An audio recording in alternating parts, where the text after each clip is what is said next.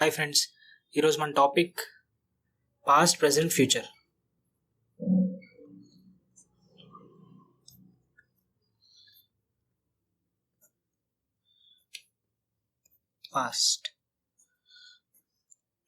Past అంటే already జరిగిపోయింది, అంటే గతం. ప్రెజెంట్ అంటే ప్రస్తుతం జరుగుతుంది. ఫ్యూచర్ అంటే భవిష్యత్, ఇంకా జరగాలి.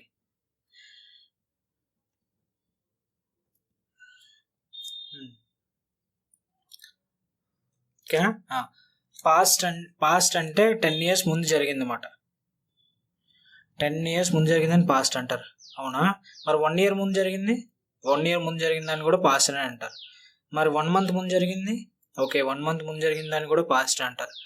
ఓకే, మరి 1 week ముందు జరిగింది, 1 week ముందు జరిగింది కూడా పాస్ట్ అని అంటారు. మరి 1 day ముందు జరిగింది, 1 day ముందు జరిగింది కూడా పాస్ట్ అంటారు. ఓకే, మరి 1 hour ముందు జరిగింది, ఓకే, 1 గంట ముందు జరిగింది కూడా పాస్ట్ అంటారు.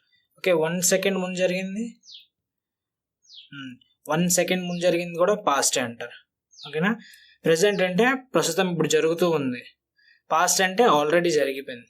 ఫ్యూచర్ అంటే జరగబోయేది. 1 second తర్వాత జరిగిందైనా ఫ్యూచర్ అని అంటారు, 1 day తర్వాత జరిగిందని ఫ్యూచర్ అంటారు. ఇప్పుడు తర్వాత ఎప్పుడు జరిగింది దాన్ని ఫ్యూచర్ అని అంటారు. అంటే ఇప్పుడు అర్థమైందా? అంటే పాస్ట్ అంటే 1 day ముందు జరిగింది, 2 days ముందు జరిగింది అని ఏముండదు. 1 second ముందు జరిగింది అది పాస్టే, 1 second తర్వాత జరుగుతుంది అన్నది ఫ్యూచరే. ఓకేనా? ఇప్పుడు ప్రెసెంట్ అంటే ఇప్పుడు ప్రస్తుతం జరుగుతుంది, హ్యాపెనింగ్. ఫ్యూచర్ అంటే యట్ టు హ్యాపెన్, ఇంకా జరగాలన్నమాట. పాస్ట్ అంటే ఆల్రెడీ జరిగిపోయింది, ఆల్రెడీ హ్యాపెన్.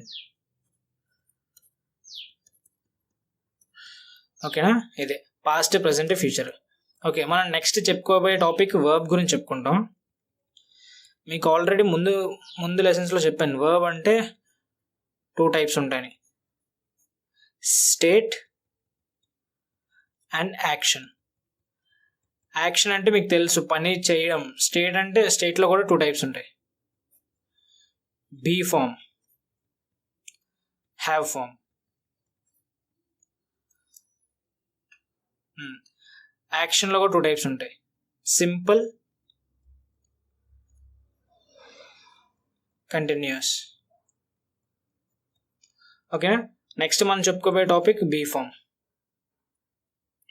అంతే.